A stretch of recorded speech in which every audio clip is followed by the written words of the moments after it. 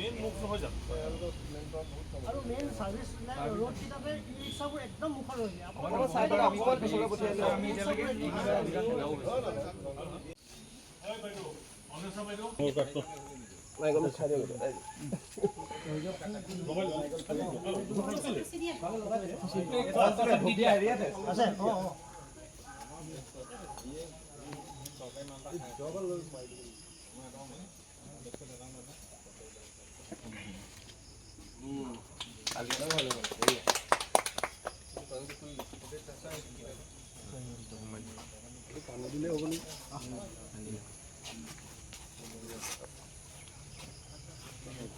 ये मेसिन तो किमान दिन যাব তো স্যার এটা 1 ইয়াৰ তো ফুল মেইনটেনেন্স আমি নিজে কৰিব লাগিব 1 ইয়াৰ মেইনটেইন কৰিবলৈ কি কৰিব লাগে ব্ৰেকফাষ্ট ইয়াত আছে হয় মানে সামাৰচিবল লোক আছে ন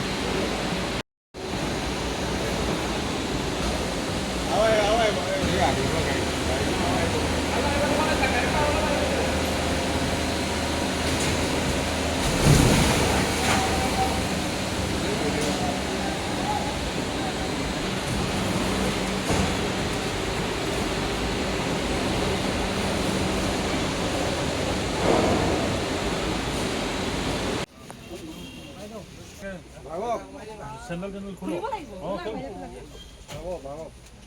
একে সাথে জট মাৰ ছুটিয়াই দিও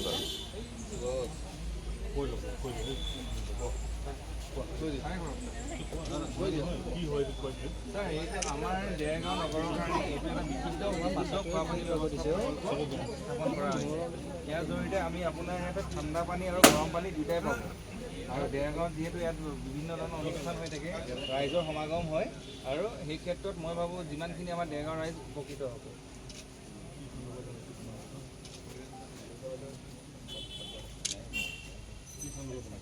এইটো আমাৰ এইটো স্যাৰ টাইট ফাণ্ডৰ ৱাটাৰ কম্পোনেণ্টৰ পৰা বনাইছে ফাইনেন্স এইটো নিউ ৱাটাৰ এইটো মানে আপুনি ডাইৰেক্ট টেপৰ পৰাই খাব পাৰিব পুৰা পিয়ৰ ৱাটাৰ গিলাস আছে নে ভিতৰত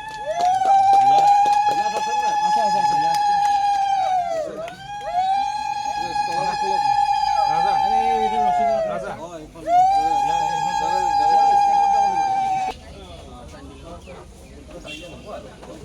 মানুহবিলাকে বেছি ভাবে যে আমাৰ কথা নুশুনিলে কথাটো কৈ দিব লাগে কিয় নোৱাৰিলা কৈ দিব লাগে পলিটিকেল মানুহবিলাকৰ অলপ টেম্পাৰ উঠি যায় কিভাৱে গভৰ্ণমেণ্ট আমিয়ে চলাই আছোঁ আমিও ভাবোঁ যিকোনো ৰাজনীতি মানুহ তেওঁলোকক কৈ দিব লাগে যে ৰুলছটো যদি কৈ দিয়া নহয় কোনো জনা শুনা মানুহে কোনো আপত্তি নকৰিব কৰিব লাগে কি হ'ল মানে মিউনিচিপালিটি বৰ্ডখনো ঠিককৈ ৰাখিব লাগিব আৰু এই গ্ৰাউণ্ড চাৰাউণ্ডিংছটো অকণমান এই মেচিনবিলাক এইবিলাক বেয়া হৈ যায় অলপ কেয়াৰফুল থাকিব লাগে বহুত বিজনেছমেনে বেয়া কৰি থৈ যায় যোৰহাট মেডিকেল কলেজত মই এটা পানী পাম দিলোঁ কোনোবা বেয়া কৰি মই সুধিলোঁ কি হ'ল বোলে বাহিৰত পানীটো বিক্ৰী নহয় কাৰণে ইয়াত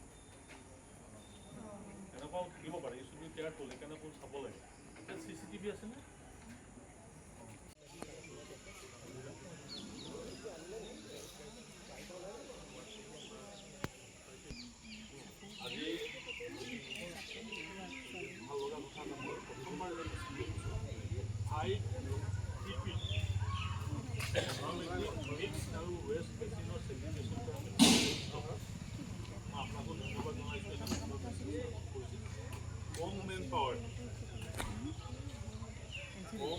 কম মানুহ দি পেলাই এটা মেচিন চলিব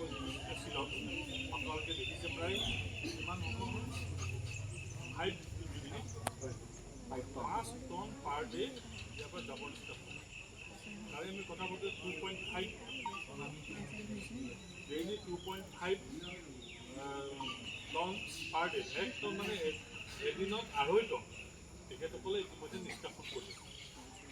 আৰু এই মেচিনটোত দেৰগাঁওখন ক্লিন কৰাৰ কাৰণে ভাল হ'ব। যোৱাকালি পৌৰসভাৰ লগত কথা পাতোঁতে তেখেতসকলে কৈছে, আপোনালোকে ৰাইজো উপস্থিত আছে, সাংবাদিকসকলো আছে। মই সাংবাদিকসকলক অনুৰোধ জনাম যে নিউজটো আপোনালোকে কৰিব, আমাক দেখাব নালাগে, কিন্তু মেচিনটো দেখাব, যাতে সৰু চহৰবিলাক, বিশেষকৈ সৰু চহৰ, এইবিলাক দেৰগাঁৱৰ নিচিনা সৰু চহৰত এই মেচিনটো ফুল্লি অট'মেটিক অত্যাধুনিক আজি এটা প্ৰকল্প শুভাৰম্ভ কৰা হৈছে। এই প্ৰকল্পটোৱে ৰাইজক যথেষ্ট উপকাৰ কৰিব আৰু আপুনি ইতিমধ্যে ভাষণত উল্লেখ কৰিছে, গতিকে এই মুহূৰ্তত কি ক'ব? মই ভাবিছোঁ যে জাবৰ নিষ্কাশন যন্ত্ৰটোৱে তেতিয়া কাম কৰিব যেতিয়া জনসাধাৰণে জাবৰখিনি তাতে ছেগ্ৰিগেট কৰিব। কিন্তু এই মেচিনটো, যিটো মেচিন ইয়াত 1.23 লাখ দি স্থাপন কৰা হৈছে, এই মেচিনটোৱে প্লাষ্টিক আৰু নন প্লাষ্টিক ৱেষ্ট ছেপাৰেট কৰিব। জনসাধাৰণে কিন্তু ইয়াত সহযোগ লাগে। দেৰগাঁওখন সৰু চহৰ, ইয়াত আপোনালোকে জানে এই মেচিনটোৱে 2 ton per day, 5 ton per day কৰিব। 5 টন পাৰ ডে তেওঁলোকে জাবৰ নিষ্কাশন কৰি পেলাই ছেপাৰেট কৰিব আৰু সাৰ নিৰ্মাণ কৰিবৰ কাৰণে ব্যৱস্থা কৰে। কিন্তু জনসাধাৰণক আমি আহ্বান জনাইছোঁ, ইয়াত প্লাষ্টিক আৰু নন প্লাষ্টিক ৱেষ্টবিলাক বেলেগ কৰি পেলাই পঠিয়াব লাগিব। আৰু পৌৰসভাই এটা কথা এগ্ৰী কৰিছে যে এতিয়াৰ পৰা আৰু কিছুদিনৰ পিছৰ পৰা ঘৰে ঘৰে জাবৰ কালেকশ্যন কৰাৰো ব্যৱস্থা তেখেতসকলে কৰিব। দেৰগাঁওখনক মডেল টাউন কৰিব পৰাকৈ বহুত স্কোপ আছে। ইয়াৰ পানী নিষ্কাশনৰ কথাও চিন্তা কৰিব লাগিব আৰু বহুখিনি ডেভেলপমেণ্টৰ কথা আমি ভাবিছোঁ। ভৱিষ্যত দিনত আমি এই কথাবিলাক আগবঢ়াই লৈ যাম। দেৰগাঁওখনত এটা দীৰ্ঘদিনীয়া অভাৱ চহৰখনত, যিহেতুকে দৈনন্দিন বিভিন্ন কৰ্ম ক্ষেত্ৰত আহে চহৰখনলৈ, এটা টয়লেটৰ অভাৱ হৈ আছে। মাটি আছে, আমি ৰাজহুৱা টয়লেট যোৱাকালি ভাৰতীয় জনতা পাৰ্টীৰ জিলা সভাপতি আৰু আমাৰ মণ্ডল সভাপতিৰ সৈতে পৌৰসভাৰ সভানেত্ৰী আৰু ইঅ'ৰ সৈতে আমি বহুত সময় আলোচনা কৰি পেলাই এই কথা ময়ো নিশ্চিত হৈছোঁ যে ইয়াত এটা টয়লেটৰ বৰ প্ৰয়োজন। অকল এটা টয়লেট নহয়, কেইবাটাও টয়লেট লাগে, কিন্তু একচুৱেলি ভূমিৰ অভাৱৰ কাৰণে টয়লেটটো বনাব পৰা নাই। আমি মাটিত যিদিনাই বিচাৰি পাম কাৰণ এটা ভাল টয়লেটৰ ব্যৱস্থা আমি কৰা। দেৰগাঁও চাৰিআলি কিন্তু কাষতে চৰকাৰী মাটি আছে। যদি বেদখল হৈ আছে মাটি, হয়, বেদখল কোনোবাই যদি কৰিছে, তাক আমি ইয়ক কৈছোঁ, সেইটো উচ্ছেদ কৰি হ'লেও তাত টয়লেট এটা বনাব। কোনো প্ৰশ্ন উঠিব নোৱাৰে। আপোনালোকৰ যোগেদি মই দেৰগাঁওবাসীক অনুৰোধ জনাম যে চহৰখন যিহেতু 4 লেন পাৰ হৈ গ'ল, গতিকে ইয়াৰ যথেষ্ট গুৰুত্ব বাঢ়িলে। ইয়াৰ আগতো দেৰগাঁৱৰ গুৰুত্ব সদায় আছে।